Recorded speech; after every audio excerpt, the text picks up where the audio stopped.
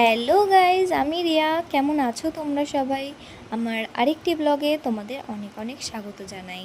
তো কিছুদিন আগে আমি গেছিলাম আমার বান্ধবীদের সাথে ঘুরতে কালনা 108টা শিব মন্দিরে।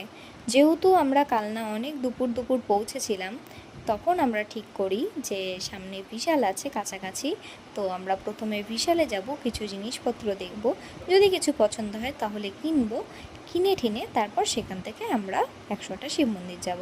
তো তোমরা দেখতেই পাচ্ছ আমরা রোড ক্রস করছি। তো এখানে সবাই ভিডিও করছে, সবাই ব্লগার হবে বলে।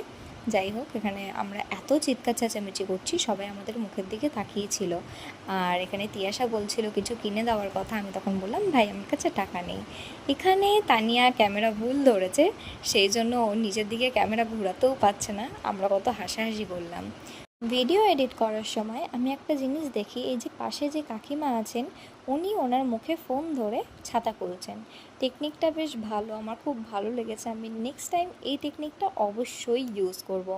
তো কথা বলতে বলতে আমরা বিশালের সামনে চলে আসি এবং বিশালের ভিতরে গিয়ে কিছু জিনিসপত্র দেখে কিছু জিনিস কিনেও ছিলাম।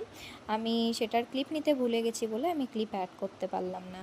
তো সেখান থেকে কিছু কেনাকাটা করে আমরা বেরিয়ে যাই কালনা 108টা শিব মন্দিরের উদ্দেশ্যে। সেখানে গিয়ে আমরা অনেক ফটো তুলি। ফটো তোলার পর সেখান থেকে আবারও চলে যাই বিজয়ের ফুচকার দোকান। আমার ওখানকার দই ফুচকা খুব ভালো লাগে। তো সেখানে গিয়ে দই ফুচকা খেয়ে আমরা বাড়ি ফিরে যাই। দেখা হবে পরের একটি ভিডিওতে। তোমরা ভালো থাকবে। টাটা।